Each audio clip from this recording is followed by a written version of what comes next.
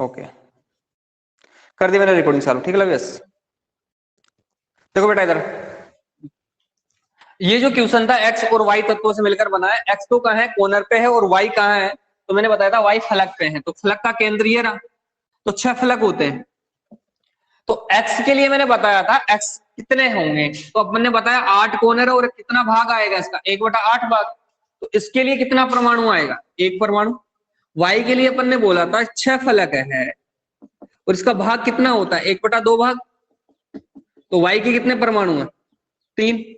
तो फॉर्मूला क्या हो गया XY3, उस सॉलिड का फॉर्मूला हो गया XY3, ठीक है XY3 हो गया। अब देखो अगला क्वेश्चन इसी तरह से आप लोगों ने कर लिया होगा जहां तक है ये, अगला फॉर्मूला जो है या अगला एक न्यूमेरिकल है उसको देख लो जल्दी से। यदि P व Q, आप लोग अगर बता सको तो बताना मुझे जल्दी, P व Q परस्पर मिलकर एक घनीय क्रिस्टल ठोस बनाते हैं जिसमें से P तत्व के परमाणु घन के 4 कोनों पर, एक मिनट ध्यान देना कि इसने बोला P और Q दो अलग अलग तत्व है, ये बोला है जिसमें P तत्व के परमाणु घन के 4 कोनों पर, P घन के 4 कोनों पे है, घन के 4 कोनों पर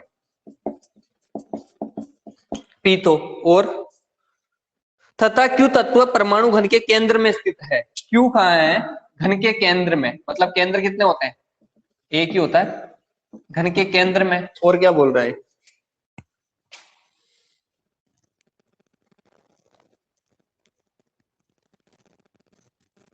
तो टोस का सूत्र बताइए, तो टोस का सूत्र बताना सीधा सा। तो क्या होगा देखो, घन के 4 कोनों पर, घन के 8 कोने होते हैं, तो 4 कोनों पे तो कौन है P है, तो जैसे यहां पर अपन P और Q की कैलकुलेशन कर रहे थे ना, ऐसे इसकी हो जाएगी। 4 कोनों पे बोल रहा है तो 8 की जगह कितना आ जाएगा 4 गुणा 1/8, तो कितना आएगा 4 दूनी 8 1/2। और ये क्या है Q घन के केंद्र में, और केंद्र में एक एटम पूरा का पूरा आएगा, मैंने कल बताया था एक केंद्र गुणा एक भाग, तो यहां पर क्या आएगा एक आएगा पूरा का पूरा, तो ये आ गया। तो इसका फॉर्मूला क्या है, एक तरह से अगर देखा जाए P का तो कितना है 1/2 पार्ट और Q का क्या है 1। अब ऐसे तो करेंगे नहीं कि P 1/2 Q 1/2 सॉरी एक, ऐसे तो करेंगे नहीं, तो अपन इसको क्या करते हैं किसी ऐसी संख्या से मल्टीप्लाई करते हैं जिससे कॉमन आ जाए। तो अगर इसको 2 से मल्टीप्लाई करते हैं अपन दोनों को, तो यहां पर तो आ गया P और Q आ गया, तो इसका फॉर्मूला क्या हो जाएगा PQ2 हो जाएगा। अगर कोई भी बात डाउट हो तो चैट बॉक्स है तुम्हारे पास, दोबारा समझना हो तो दोबारा समझा दूंगा, ठीक है बता दिया करो, क्योंकि आप लोगों की आवाज मेरे पास तक नहीं आ पाएगी क्योंकि मैंने माइक लगा रखा है। तो जो भी प्रॉब्लम आए चैट बॉक्स है तुम्हारे पास, उस पर मैसेज कर देना कि ये बात समझ में नहीं आ रही, दोबारा समझनी है, मैसेज मेरे को दिख जाते हैं मैं तुरंत देख लूंगा, ठीक है बेटा। और कोई डाउट हो तो तुरंत पूछ लिया करो, क्योंकि ये क्वेश्चंस एग्जाम में पूछ लेते हैं, आधे आधे नंबर एक एक नंबर में पूछेंगे। जैसे कोई भी न्यूमेरिकल दे दिया कि इस टोस का फॉर्मूला बताओ, तो 3-4 प्रकार के यहाँ पर क्वेश्चंस दे रखे थे, मैंने कल 2 करवा दिए थे, ये और हो गया। एक और है जो कि कॉमन है मिक्स्ड वाला, उसको भी देख लो। इसमें कोई डाउट हो तो बताओ मुझे इस वाले में, ठीक है इसमें कोई दिक्कत हो तो बता दो जल्दी से। किसी को प्रॉब्लम नहीं है, सही चैट बॉक्स मेरा शांत पड़ा हुआ है। अब आगे देखो एक न्यूमेरिकल, अब इसको सब लोग लिखो और सब लोग फॉलो करो, जिसको प्रॉब्लम आए वो मुझे बताना जल्दी से। सब लोग चलो नोट करो, ये है यदि P Q व R, यदि यदि यदि P Q व R परस्पर मिलकर एक घनीय क्रिस्टलीय ठोस बनाते हैं, एक घनीय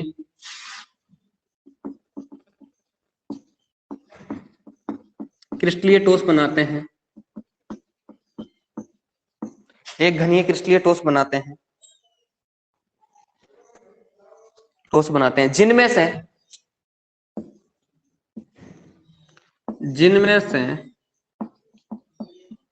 P तत्व, जिनमें से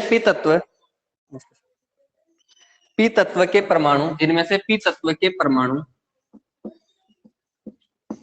घन के, जिनमें से P तत्व के परमाणु घन के 50% कोनों पर। अब देखो यहां पर क्या दे दिया उसने 50% कोने दे दिए, तो यहाँ पर कोने कितने होते हैं 8, तो 50% का मतलब 4 कोनों पर बोल रहा है। पी तत्व के परमाणु घन के 50% कोनों पर तथा तथा क्यू तथा क्यू तत्व के परमाणु तथा क्यू तत्व के परमाणु घन के केंद्र में, क्यू तत्व के परमाणु घन के केंद्र में, और घन का केंद्र कितना होता है एक ही होता है। क्यू तत्व के परमाणु घन के केंद्र में वह आर के परमाणु, वह आप लोग सोल्व करोगे, वह आर के परमाणु घन की 50% फलकों के केंद्र पर है। वह आर के परमाणु घन की, आर के परमाणु घन की 50% फलकों के केंद्र पर है, फलकों के केंद्र पर है। तो क्रिस्टलीय ठोस का सूत्र बताइए, तो क्रिस्टलीय ठोस का सूत्र बताइए। आप लोग बताओ बेटा जल्दी से। देखो यहां पर इसने जो बोला है ना उसको पढ़ लेना एक बार। 50% एक तो यहां आया और एक 50% यहां आया, तो 50% कोनों का मतलब क्या है, टोटल 8 कोने होते हैं, तो 50% का मतलब 4 कोने की बात कर रहा हूं। और इसी तरह से फलक की बात कर रहा है, 50% फलक की, तो 50% फलक का मतलब क्या हुआ, टोटल फलक कितने होते हैं 6 होते हैं। अब 6 फलक है यहाँ पे, तो यहाँ पर 6 में से 50% का मतलब 3 फलक हो गए। ठीक है जल्दी से कर लो।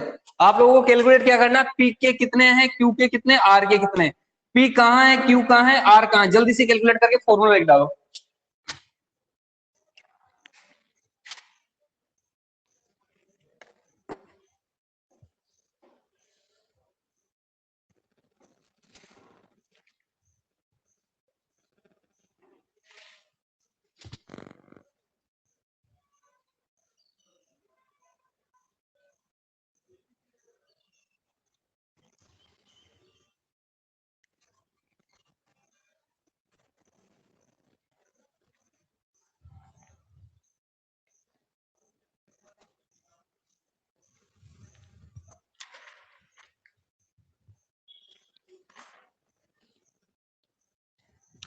हाँ भाई, किसी का आंसर नहीं आया अभी।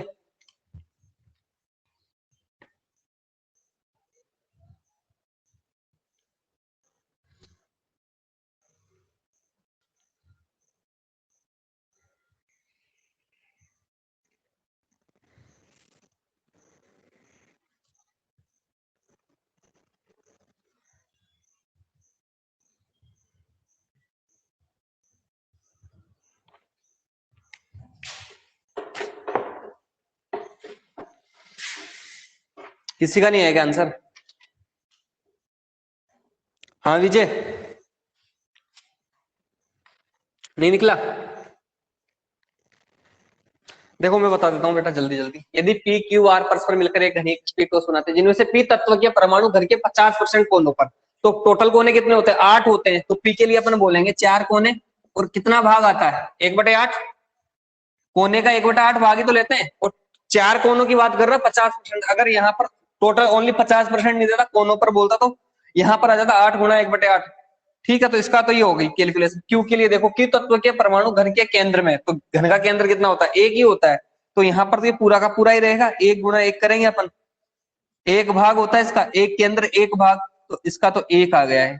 इसका कितना आया 4 एकम 4, 4 दूनी 8, 1/2। और इसमें क्या दे रखा है, आर के परमाणु घन की 50% फलकों के केंद्र पर है। तो क्रिस्टलीय ठोस का सूत्र बताइए। तो 50% फलक के केंद्र कितने हो गए 3, भाग कितना आता फलक में 1/2। ये तो कल मैंने बता ही दिया था कि केंद्र का कितना आता, फलक का कितना आता, कॉर्नर का कितना आता और एज का कितना आता है। तो यहाँ पर ये हो गया, इसको सोल्व करोगे तो आएगा 3/2। तो एक तरह से ये होगा पी का 1/2, क्यू का 1 और आर का 3/2। तो इस तरह से अपन निकाल दें इसको, पी क्यू आर, तो क्या आया 1/2, 1 और 3/2। ऐसी संख्या से मल्टीप्लाई करो जिससे ये चेंज हो जाए। 1 मिनट रुकना बेटा।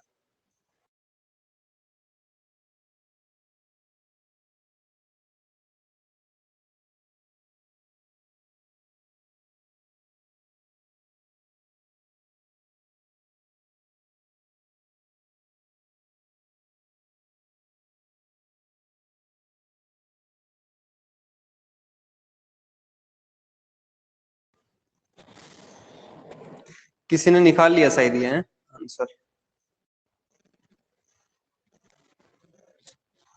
आवाज नहीं आ रही क्या सही से? आ जाएगी यार अब तो। और किसको नहीं आ रही आवाज भाई सही? विजय आवाज आ रही बेटा सही? क्लियर आवाज नहीं आ रही क्या? अरे ऐसा तो नहीं होना चाहिए।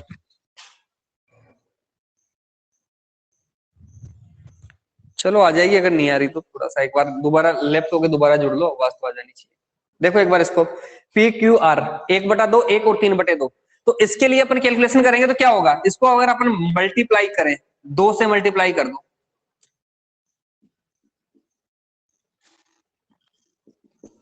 तो अपना सारा कैलकुलेशन हो जाएगा। ये 1 आ गया, ये 2 आ गया, ये आ गया 3, 2 से 2 कट गया। तो एक तरह से फॉर्मूला क्या हो गया, पी Q2 और R3, ये फॉर्मूला है।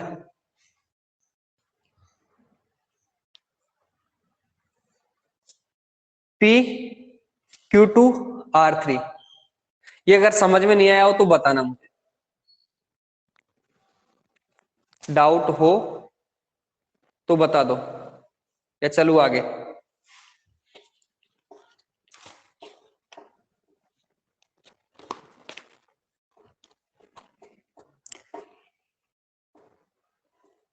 ओके बेटा, जिसको भी समझ में नहीं आया मैसेज कर देना मेरे को, ऐसे पता नहीं चलेगा। कुछ ऐसे बच्चे भी हैं जो हर क्लास में है, तो हो सकता है उनके समझ में नहीं है, तो पहले वाली क्लासे देख लेना, क्योंकि उसमें लेक्चर नंबर 1 2 3 करके सॉलिड स्टेट जो है उसके लेक्चर पढ़े हुए हैं, उनको देखना। उसके बाद आप लोगों को जो बातें समझ में नहीं आ रही वो समझ में आ जाएगी, ठीक है। अब देखो आगे अपन बात करते हैं विभिन्न प्रकार के टॉस और क्रिस्टलीय टॉसों के प्रकार की बात करेंगे आज, कि जो सॉलिड्स होते हैं वो कितने प्रकार के होते हैं और क्रिस्टलीय टॉस कितने प्रकार के होंगे, ठीक है। तो लिखो आप लोग, हेडिंग डाल दो, विभिन्न प्रकार के टॉस या क्रिस्टलीय टॉस के प्रकार, क्योंकि यहां से भी क्वेश्चन पूछ लेता है वो। विभिन्न प्रकार के टॉस, धात्विक टॉस, आणविक टॉस, सहसंयोजक टॉस, इस तरह से क्वेश्चन पूछ लेता है। तो हेडिंग डाल दो बेटा आप लोग,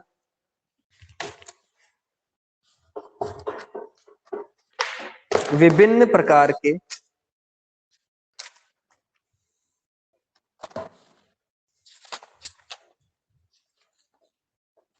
टॉस या क्रिस्टलीय टॉस के प्रकार।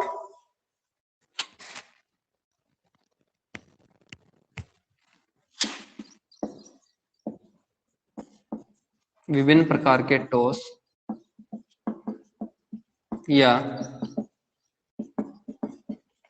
क्रिस्टलीय टॉसों के प्रकार, ये हेडिंग डाल लो। हेडिंग डाल ली हो तो बताओ, चलें आगे।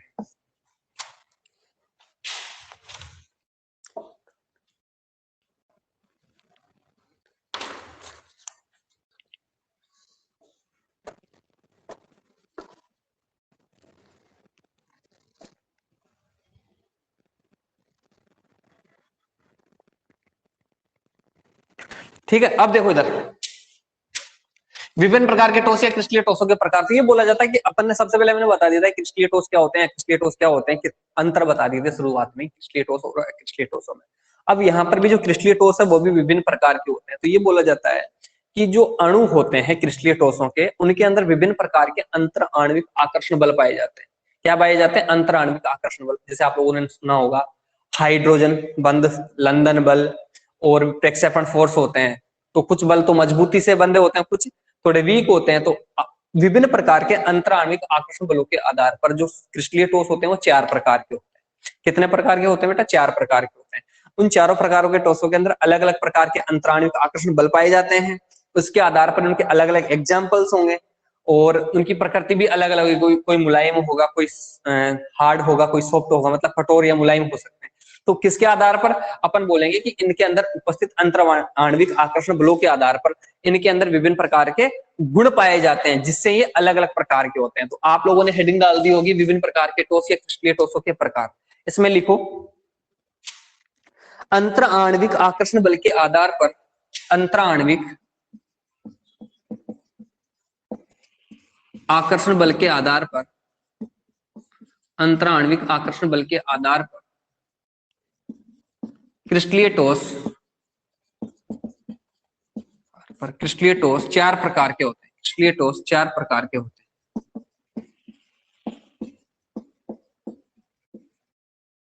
अंतराणविक आकर्षण बल के आधार पर क्रिस्टलीय ठोस चार प्रकार के होते हैं।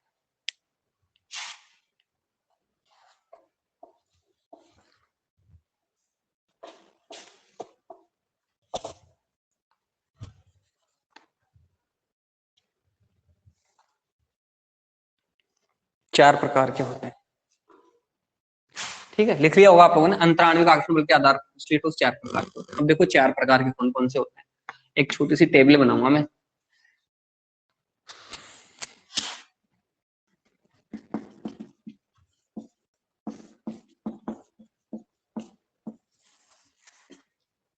दिख रहा है नहीं दिख रहा? दिख रहा है। आणविक ठोस सबसे पहले होता है मोलिकुलर सॉलिड, आणविक ठोस। ठीक है, सबसे पहले हुआ आणविक ठोस। सेकंड होते हैं आयनिक ठोस या आयनिक सॉलिड। धात्विक ठोस। साथ के साथ बेटा इस टेबल को थोड़ा सा बना लेना आपको, क्योंकि यहां से एग्जाम्पल पूछ लेता सीधा सीधा। धात्विक ठोस। और फोर्थ होता है सहसंयोजक या नेटवर्क ठोस। सहसंयोजक या नेटवर्क ठोस। अब ये बोला जाता है कि जो आणविक ठोस होते हैं वह भी दो प्रकार के होते हैं। एक तो होता है ध्रुवीय और एक होता है अध्रुवीय। तो मैं लिख देता हूं पहले तो अध्रुवीय आणविक ठोस और एक होता है ध्रुवीय आणविक ठोस।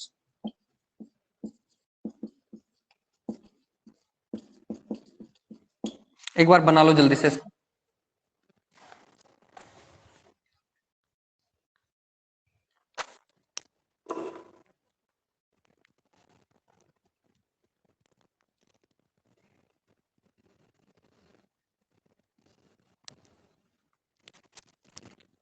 इसका एक प्रकार और होता है बेटा, हाइड्रोजन बंधित आणविक ठोस। हाइड्रोजन बंधित आणविक ठोस। लिख लिया हो तो देखो इधर एक बार। देखो ये बोला जाता है, एक बार थोड़ा सा सुन लो उसके बाद बना लेना। ये मैंने बोला कि क्रिस्टलीय ठोस चार प्रकार के होते हैं, आणविक ठोस, आयनिक ठोस, धात्विक ठोस और सहसंयोजक ठोस। अब यहाँ पर मैंने बोला आणविक ठोस, ये बोला जाता है कि जो क्रिस्टलीय ठोस होते हैं आणविक ठोस प्रकार के, इनके अंदर अलग अलग प्रकार की यूनिट्स होती है, और वो जो यूनिट्स होती है वो अणुओं के रूप में पाई जाती है। किसके रूप में पाई जाती है बेटा? अणु के रूप में। अब जो अणु होते हैं वो भी विविध प्रकार के, जो वान डेर वाल्स फोर्स होते हैं, अपन बोल सकते हैं बहुत वीक होते हैं, उनके द्वारा आपस में बंधे होते हैं। जिसे अध्रुवीय आणविक ठोस, ध्रुवीय हाइड्रोजन बंधे। तो अपन बोल सकते हैं कि जो वीक, अब वीक इंटरेक्शन फोर्स होंगे, जैसे अपन बोल दिए वान डेर वाल्स फोर्स या हाइड्रोजन बंध द्वारा बंधित होते हैं। तो अपन को पता है कि हाइड्रोजन बंध हुआ या वान डेर वाल्स फोर्स हुआ, बहुत ही कमजोर होते हैं वो।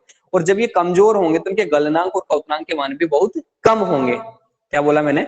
इनके गलनांक और क्वथनांक के मान भी बहुत कम होते हैं। अब यहाँ पर मैंने एक तो वर्ड लिया अध्रुवीय और एक लिया ध्रुवीय। तो अध्रुवीय आणविक ठोस कौन से होंगे? कि ऐसे क्रिस्टलीय ठोस जिसके जो मॉलिक्यूल्स होते हैं ना वो नॉन पोलर होते हैं, अध्रुवीय होते हैं। उनसे मिलकर बने जो सॉलिड है उनको अपन बोलेंगे अध्रुवीय आणविक ठोस।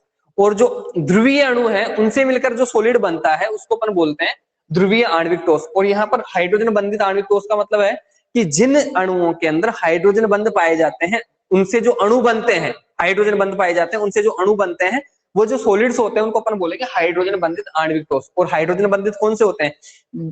तीन एटम्स आप लोगों ने सुने होंगे, फ्लोरीन, ऑक्सीजन और नाइट्रोजन। फ्लोरीन हुआ, ऑक्सीजन हुआ, नाइट्रोजन हुआ। तो इस तीनों के तीनों क्या होते हैं कि इलेक्ट्रोनेगेटिविटी का मान, विद्युत ऋणता का मान बहुत ज्यादा होता है। और हाइड्रोजन बंध किसको बोलते हैं? तो ये बोला जाता है कि जब दो विद्युत ऋणीय परमाणुओं के बीच में हाइड्रोजन आ जाता है तो वो जो बंध होता है उसको अपन हाइड्रोजन बंध बोलते हैं। ठीक है, एक बार इस चार्ट को आप लोग ड्रा कर लो, उतार लो। उतार लिया तो मैसेज कर देना मुझे कि सर हमने उतार लिया।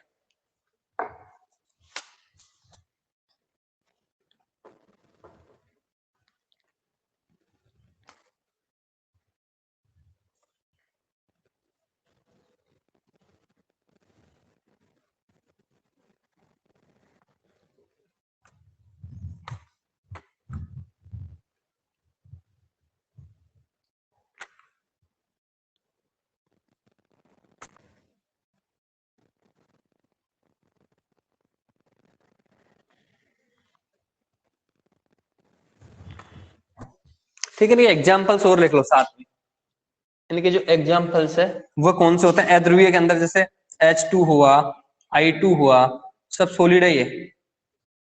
H2 I2 सबके सब क्या अध्रुवीय अणु है। और अध्रुवीय कौन से होते हैं, जिनकी विद्युत ऋणता के अंदर अंतर बहुत कम होता है। O2 हुआ सॉलिड में, CO2 हुआ, ये सब इसके एग्जाम्पल है। तो एग्जाम्पल याद जरूर रखना क्योंकि मेन इसके एग्जाम्पल ही होते हैं। CCl4 हुआ, इसकी एक टेबल है मैं पूरी डाल दूंगा इसमें।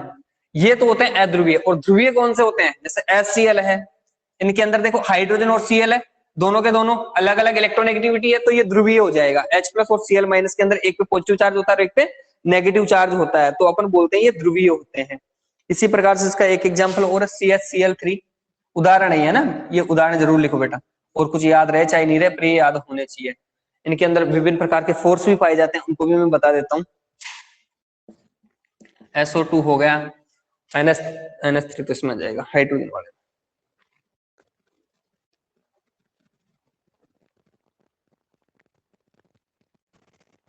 इसमें लिख लेना H2O सॉलिड अमोनिया। ये बोला जाता है ये प्रकृति में ये भी मुलायम होते हैं, ये भी मुलायम होते हैं, ये थोड़े से कठोर होते हैं क्योंकि इसके अंदर क्या पाया जाता है, हाइड्रोजन बंध पाया जाता है, इसकी वजह से थोड़ा सा कठोर हो जाता है। एक बार तीनों को लिखो, एक बार आप लोगों ने लिख लिया होगा एक, फिर इसके बाद आयनिक ठोस के एग्जाम्पल्स की बात करूंगा मैं। आयनिक ठोस का एग्जाम्पल यहाँ पर भी लिख देता हूं मैं, उदाहरण। इसका तो आप लोगों को पता NaCl आयन होते हैं ना, Na+ और Cl- में टूट जाता है। NaCl हो गया, CaCl2 हो गया, सॉलिड लिख देना इनको भी, NaCl, CaCl2, MgCl2 सब इसके एग्जाम्पल है।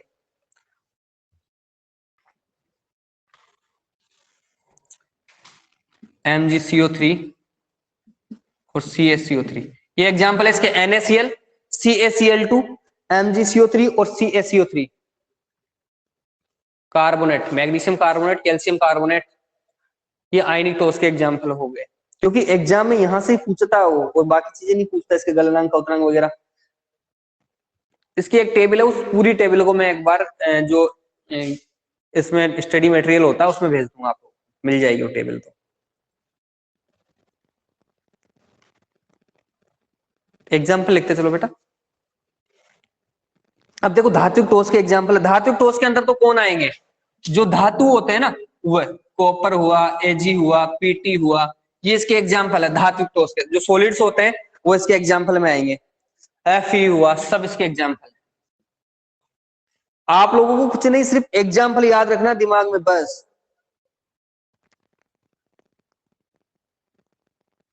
और इसके एग्जाम्पल होते हैं हीरा, ग्रेफाइट, क्वार्ट्ज, SiO2, और तो क्या होता है, ये एग्जाम्पल है सहसंयोजक ठोस के।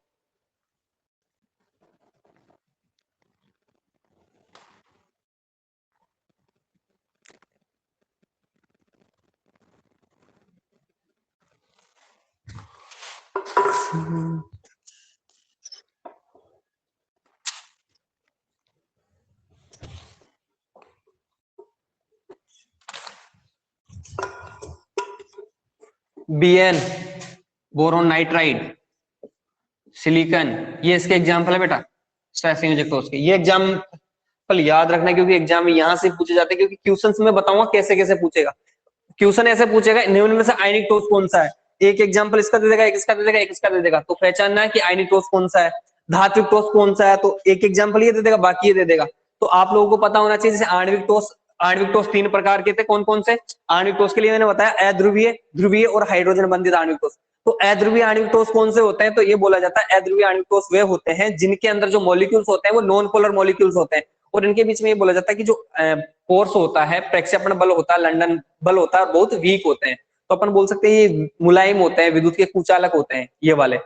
इसके बाद मैंने बोला ध्रुवीय आणविक ठोस, तो मैंने ध्रुव बताया कि वे अणु जो पोलर होते हैं उनसे बनने वाला ठोस कैसा होता है, ध्रुवीय आणविक ठोस कहलाते हैं। और HCl, CHCl3, SO2 इसके एग्जाम्पल होते हैं। हाइड्रोजन बंधित कि जिनके अंदर हाइड्रोजन बंध पाया जाता है उनसे बने अणु हाइड्रोजन बंधित आणविक ठोस कहलाते हैं, जैसे H2O हो गया, अमोनिया हो गया। आप लोगों को पता ना हाइड्रोजन के अंदर इसमें ऑक्सीजन है और ऑक्सीजन की इलेक्ट्रॉनिक मान ज्यादा होता है, इसमें नाइट्रोजन है, तो अब मैंने 3 वर्ड बोले, फ्लोरीन, नाइट्रोजन, ऑक्सीजन, इसमें HF भी लिख सकते हो आप लोग, HF ये भी होता है, HF भी इसका एग्जाम्पल है। तो हाइड्रोजन किनके साथ आ जाए, फ्लोरीन, ऑक्सीजन और नाइट्रोजन, तो ये जो मॉलिक्यूल्स होते हैं, ये जो अणु होते हैं, हाइड्रोजन बंद बनाएंगे। तो ये याद रखना, एग्जाम्पल से याद रखना, कुछ भी याद हो चाहे नहीं हो। क्रिस्टलीय ठोस 4 प्रकार के होते हैं, आणविक ठोस, आयनिक ठोस, धात्विक ठोस और सहसंयोजक ठोस।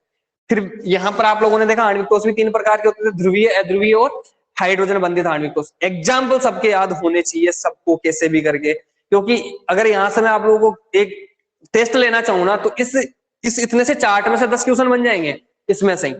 इस सहसंयोजक ठोस का उदाहरण कौन सा है, क्रिस्टलीय ठोस का उदाहरण कौन सा है, आयनिक ठोस का, धात्विक ठोस का कौन सा एग्जाम्पल। तो एग्जाम्पल जरूर याद होने चाहिए। एक टेबल है, वो टेबल में आप लोगों को सेंड कर दूंगा बेटा।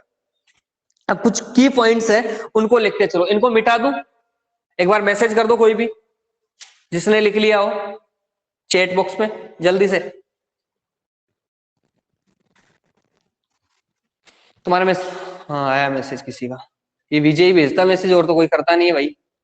कोई बात नहीं, चलो देखो।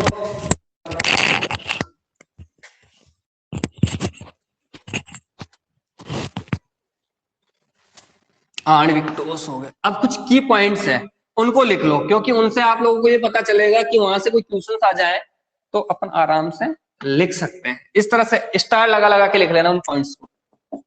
तो पहला पॉइंट लिखो बेटा, अध्रुवीय प्रकार के पदार्थ। अब अध्रुवीय ठोस पढ़े थे ना अपन, अध्रुवीय प्रकार के पदार्थ, अध्रुवीय प्रकार के पदार्थ, प्रकार के पदार्थ, अध्रुवीय प्रकार के पदार्थ कमरे के ताप पर, अध्रुवीय प्रकार के पदार्थ कमरे के ताप पर, कमरे के ताप पर द्रव या गैसीय, द्रव या गैसीय अवस्था में होते हैं, द्रव या गैसीय अवस्था में होते हैं।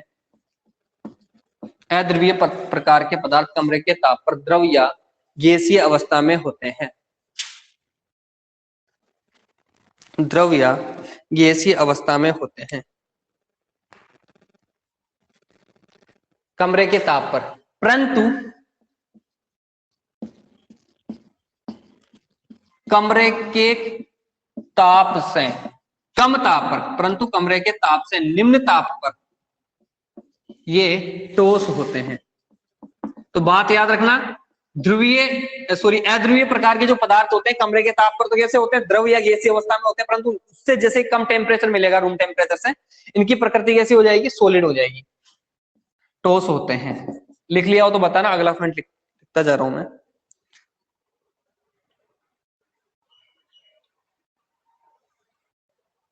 इसमें देखो एक एग्जाम्पल है, I2 जो है एक्सेप्शनल होता है, अपवाद होता है, जो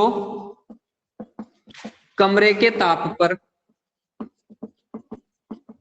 भी ठोस अवस्था में पाया जाता है, ठोस अवस्था में पाया जाता है। जबकि होता कैसा है, अध्रुवीय, जो कमरे के ताप पर भी ठोस अवस्था में पाया जाता है।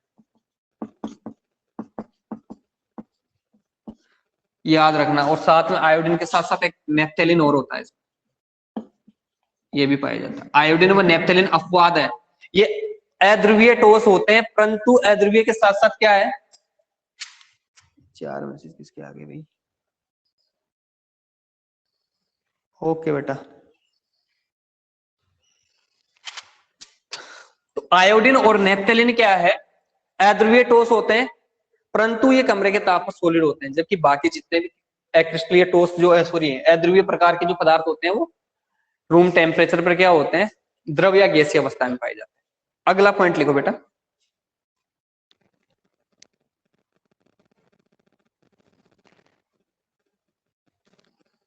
अगला पॉइंट लिखो, ध्रुवीय प्रकार के पदार्थ भी, ये बताओ बोर्ड पे लिखूंगा अपने आप लिख लोगे तुम लोग, हर चीज बोर्ड पे लिखू क्या, या लिख लोगे। ध्रुवीय प्रकार के पदार्थ भी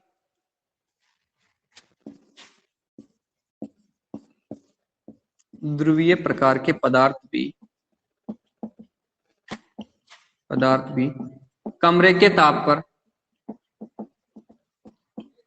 ध्रुवीय प्रकार के पदार्थ भी कमरे के ताप पर द्रव या गैसीय अवस्था में होते हैं।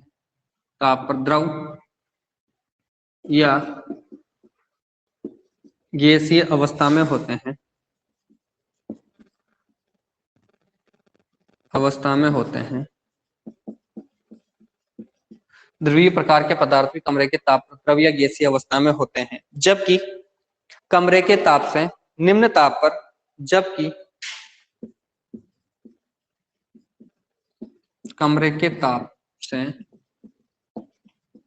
निम्न ताप पर ठोस अवस्था में होते हैं। ताप पर निम्न ताप पर ठोस अवस्था में होते हैं।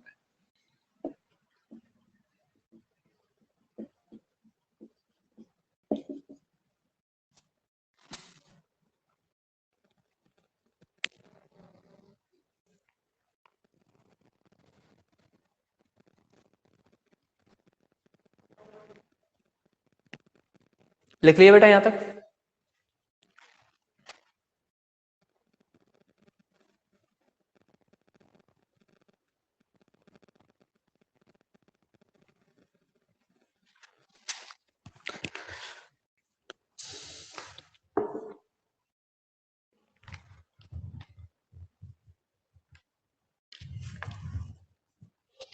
ठीक है बेटा, ये तो बात हो गई ध्रुवीय और अध्रुवीय की। अब बात करता हूं मैं आयनिक ठोस की। तो ये बोला जाता है कि जो आयनिक ठोस होते हैं ना, उनकी प्रकृति कुछ अलग ही होती है। जैसे आयनिक ठोस का मतलब होता है जैसे NaCl हुआ, KCl हुआ, कुछ भी हुआ, जैसे आयनिक पदार्थ कहते हैं तो टूट जाते हैं, Na प्लस और Cl पे टूटेगा। और जैसे ही इनकी वाष्प अवस्था होती है, वेपर फेज होती है, पानी के साथ जैसे अपन गर्म कर रहे हैं, पानी डाल के इसमें गर्म करते हैं तो टूट जाएगा। पर जो NaCl है ना, वो Na प्लस में और Cl माइनस में टूट जाएगा। और जो वाटर होता है वो H प्लस और OH माइनस में टूटता है। तो वहां से कुछ अलग ही मिलता है अपन को, NaOH मिल जाता है अपन को। तो ये बोला जाता है कि जो आयनिक ठोस होते हैं वो वाष्प अवस्था में अपनी प्रकृति पर बदल देते हैं। क्या बोला मैंने? वाष्प अवस्था में अपनी प्रकृति बदल देते हैं। तो लिखो बेटा थर्ड पॉइंट, आयनिक प्रकार के ठोस। थर्ड पॉइंट लिखो बेटा इसमें, आयनिक प्रकार के ठोस वाष्प अवस्था में, आयनिक प्रकार के ठोस, आयनिक प्रकार के ठोस वाष्प अवस्था में, आयनिक प्रकार के ठोस वाष्प अवस्था में अपने, वाष्प अवस्था में अपने स्वरूप, मतलब अपना जो रूप होता है ना, अपने स्वरूप में परिवर्तन कर लेते हैं, परिवर्तन कर लेते हैं। आयनिक प्रकार के ठोस वाष्प अवस्था में अपने स्वरूप में परिवर्तन कर लेते हैं। जैसे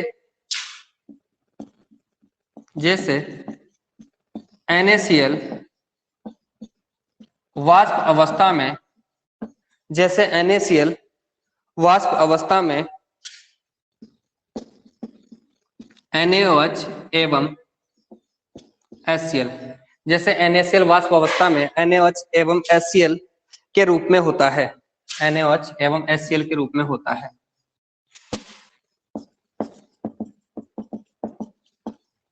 NaCl वाष्प अवस्था में NaOH एवं HCl के रूप में होता है, ऐसा होता है, ऐसा। अब ऐसा क्यों होता है? तो NaCl जल वाष्प के साथ रिएक्शन करेगा तो Na प्लस Cl माइनस में टूटेगा। जैसे ये रिएक्शन आप लोगों ने पढ़ा होगा ना, NaCl प्लस H2 की अगर रिएक्शन करवाएं, लिक्विड होता है, ये सॉलिड होता है, तो आपस में रिएक्शन करेगा तो क्या बनेगा? NaOH plus HCl। तो आपस में रिएक्शन करने से हो जाता है ये। तो यहाँ इसके बाद लिखना, जैसे NaCl वाष्प अवस्था में NaOH एवं HCl के रूप में होता है, ऐसा NaCl की वाष्प की, ऐसा क्यों होता है बेटा? ऐसा NaCl की वाष्प की जल वाष्प, ऐसा NaCl की वाष्प की जल वाष्प के साथ, जल वाष्प के साथ क्रिया के फलस्वरूप होता है। जल वाष्प के साथ क्रिया के फलस्वरूप, मतलब इनमें रिएक्शन हो जाती है, क्रिया के फलस्वरूप होता है, आपस में रिएक्शन कर लेते हैं। ठीक है बेटा, लिख लिया होगा आपने जहां तक। ये कुछ पॉइंट्स हैं, इनको अपन याद रखेंगे। सबके बारे में अपन लिख रहे हैं। अध्रुवीय के बारे में लिख लिया, ध्रुवीय के बारे में लिख लिया, आयनिक अब इसी प्रकार से सहसंयोजक ठोसों की बात करते हैं। तो ये तो बात हो गई आयनिक की, इनको लिख लिया। तो अगला पॉइंट लिखो। अब बात करते हैं अगले पॉइंट की, सहसंयोजक सॉलिड्स की। जो सहसंयोजक सॉलिड्स होते हैं, सहसंयोजक ठोस होते हैं, उनको अपन क्रिस्टलीय ठोस भी बोलते हैं और नेटवर्क ठोस भी बोलते हैं। तो नेटवर्क का मतलब क्या होता है? जाल, जालीनुमा संरचना बनती है। तो ये बोला जाता है कि जो सहसंयोजक ठोस होते हैं उनको अपन विशाल अणु भी कहते हैं, मतलब बड़े बड़े अणु भी कहते हैं। उनके अंदर क्या होता है, आप लोगों ने पढ़ा होगा 10th क्लास में, हीरा, ग्रेफाइट, फुलरिन वगैरह होते हैं, वो sp3 कार्बन के अंदर बंधित होते हैं और चतुष्फलकीय संरचना बनाते हैं। एक कार्बन यहाँ, एक कार्बन यहाँ, एक कार्बन, इस तरह से ये जुड़े होते हैं आपस में। तो उनको अपन क्या बोलते हैं? सहसंयोजक टोन्स बोलते हैं। और ये आपस में सहसंयोजक बंधों के द्वारा आपस में जुड़े होते हैं। कौन से बंधों के द्वारा? कोवलेंट बॉन्डों के द्वारा, जो कि अपना जो हाइड्रोजन बंध है, तुम्हारे वांडरवाल्स फोर्स होते हैं, उनसे काफी स्ट्रोंग होता है, वो काफी मजबूत होता है। ठीक है, तो आप लोग अगला पॉइंट लिखो, सहसंयोजक टोस। सहसंयोजक टोस को विशाल अणु भी कहते हैं। अब मैं लिखवा नहीं रहा, किसी को प्रॉब्लम है तो मैसेज कर देना, मैं बोलूंगा ओनली। सहसंयोजक टोस को विशाल अणु भी कहते हैं। सहसंयोजक ठोस को विशाल अणु भी कहते हैं। बेटा लिखते जाना, नोट्स बना लेना, काम आने वाले तुम्हारे। मेरे बोलने से कुछ नहीं है। जो लोग नोट्स नहीं बना रहे हैं, बाद में वीडियो देखते हैं, उन लोगों को भी कहना यही चाहूंगा कि साथ के साथ नोट्स बनाते चलो, फायदा होगा। क्योंकि तुम लिखोगे तो तुम्हारा ही फायदा होगा। और कल भी बोला था लाइव क्लास में ज्यादा आया करो। सहसंयोजक ठोस को विशाल अणु भी कहते हैं, विशाल अणु भी कहते हैं, क्योंकि क्योंकि इसमें परमाणु क्योंकि इसमें परमाणु क्योंकि इसमें परमाणु परस्पर क्योंकि इसमें परमाणु परस्पर प्रबल सहसंयोजक बंध से बंधित होते हैं। क्योंकि इसमें परमाणु क्योंकि इसमें परमाणु परस्पर क्योंकि इसमें परमाणु परस्पर प्रबल सहसंयोजक बंध द्वारा बंधित होते हैं। प्रबल सहसंयोजक बंध द्वारा, ये वर्ड्स है ना बेटा, प्रबल बोलता हूं मैं, याद रखना, क्योंकि मेरी लैंग्वेज है ना, बच्चे हंसते थे काफी, हो सकता आप भी हंस रहे हो, पर बोलता ऐसा ही हूं मैं, काफी दिन हो गए मेरे को ना। तो मैंने बोला परस्पर प्रबल सहसंयोजक बंध द्वारा, प्रबल सहसंयोजक बंध से बंधित होते हैं, परस्पर प्रबल सहसंयोजक बंध से बंधित होते हैं, प्रबल सहसंयोजक बंध से बंधित होते हैं। पैराग्राफ चेंज करके लिखना बेटा।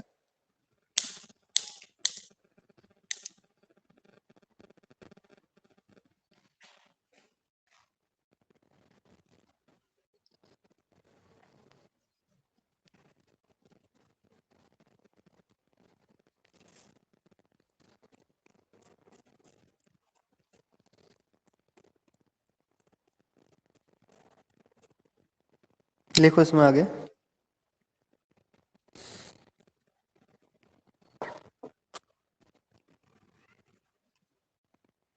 हीरा विद्युत का कुचालक होता है। हीरा, नाम सुना होगा ना, हीरा कांच काटने के काम होता है, बहुत कठोर होता है ये।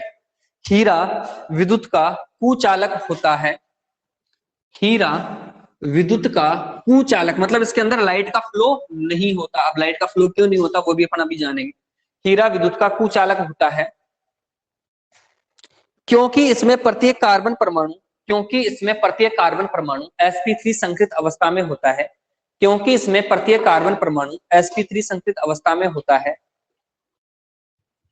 क्योंकि इसमें प्रत्येक कार्बन परमाणु sp3 संकृत अवस्था में होता है।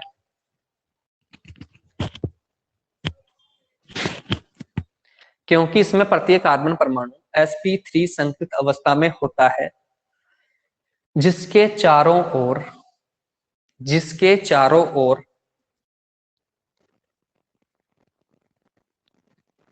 जिसके चारों ओर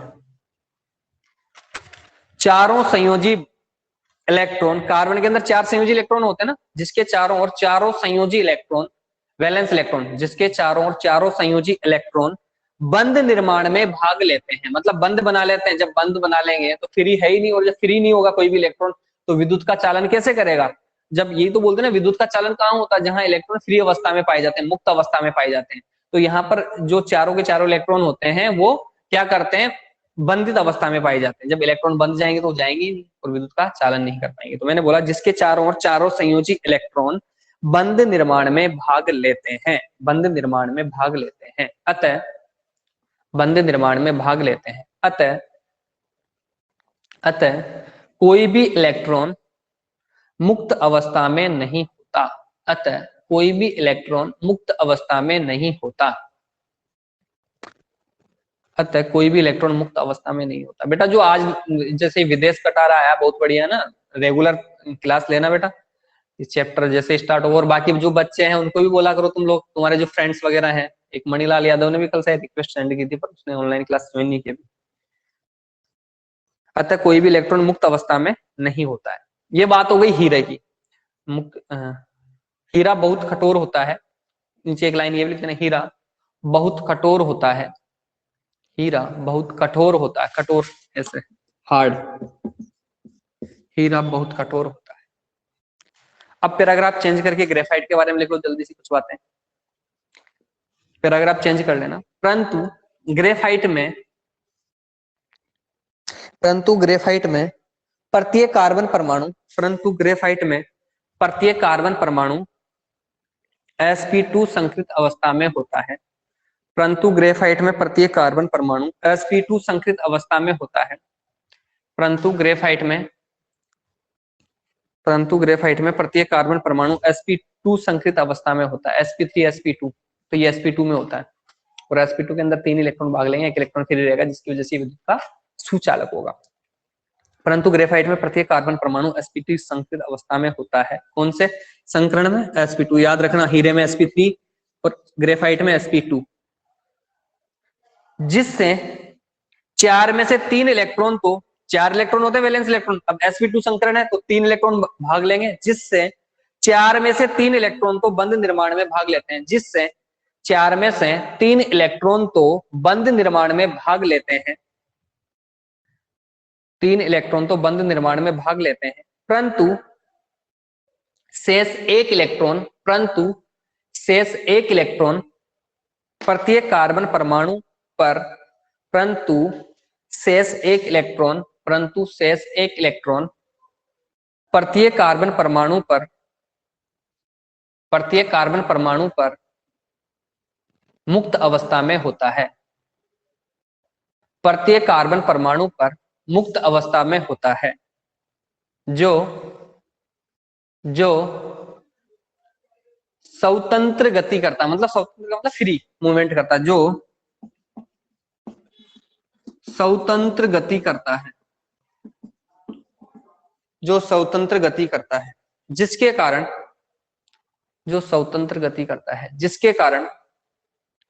ग्रेफाइट विद्युत का सुचालक होता है। जिसके कारण ग्रेफाइट विद्युत का सुचालक होता है।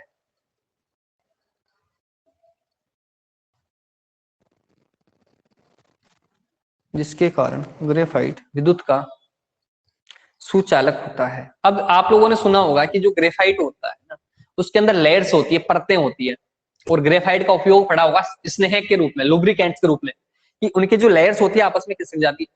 पेंसिल होती है, पेंसिल की जो रोड होती है, आप लोगों ने देखा होगा पेंसिल हाथ पे लेके, तो चिकनी चिकनी होती है वो। कभी पेंसिल ली हो हाथ में आप लोगों ने, और हाथ में जैसे पेंसिल टूट जाती है, उसका जो बुरादा होता है ना, उसको लेके देखना, बहुत चिकना होता है वो। तो क्यों होता है ऐसा चिकना? उसमें क्या लेयर्स होती है जो कि एक दूसरे पर स्लिप हो जाती है, खिसक जाती है। इसलिए जो ग्रेफाइट होता है वो मुलायम होता है, बहुत मुलायम होता है। तो आप लोग पैराग्राफ चेंज करके लिखिएगा, एक बार फिर पैराग्राफ चेंज कर लो, लिख लो। ग्रेफाइट की षटकोणीय प्रत संरचना होती है। इसमें क्या हेक्सागन बनते हैं, ऐसे एक हेक्सागन ये रहा ऐसे, फिर इसके एक नीचे ठीक होगी। आप लोगों ने, मैं बता दूंगा अभी थोड़ी देर बाद, या भेज दूंगा कि ग्रेफाइट की स्ट्रक्चर कैसी होती है। एक हेक्सागन। तो इसमें क्या होता है, लेयर्स होती है, षटकोणीय परतें होती है आपस में, है ना। तो आप लोग लिखो बेटा, ग्रेफाइट की षटकोणीय प्रतीय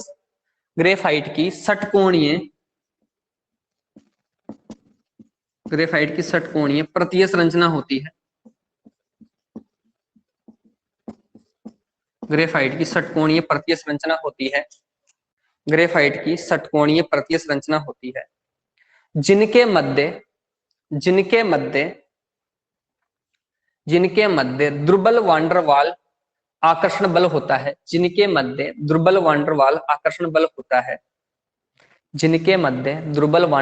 आकर्षण बल होता है,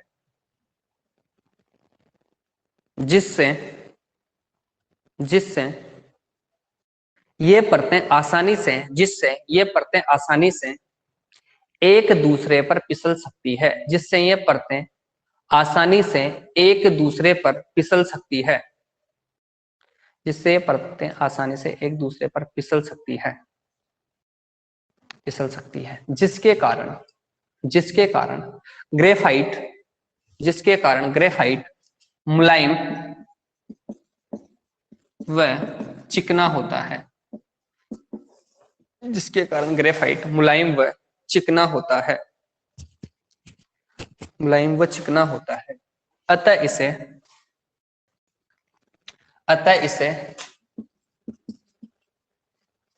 शुष्क स्नेह के रूप में भी, अतः इसे शुष्क स्नेह के रूप में भी अतः इसे शुष्क स्नेह के रूप में भी प्रयुक्त किया जा सकता है, शुष्क स्नेह के रूप में भी प्रयुक्त किया जा सकता है, प्रयुक्त किया जा सकता है। यहां तक लिख लिया आप लोगों ने, कोई दिक्कत? शुष्क स्नेह के रूप में भी प्रयुक्त किया जा सकता है। अब एक बार अपने कैमरे चालू करो तुम लोग, कौन कौन नोट्स बना रहा, कौन कौन नहीं बना रहा। विदेश, कैलाश और विजय तीनों एक बार कैमरे ऑन करना एक बार।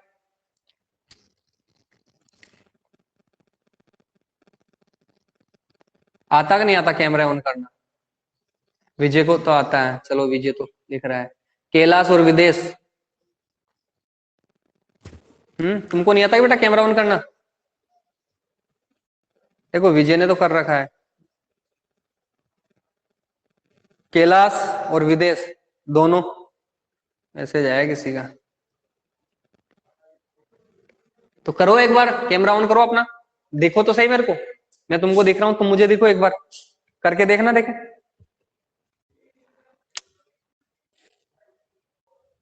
चलो कोई बात नहीं, नहीं हो रहा दोनों से कैमरा ऑन।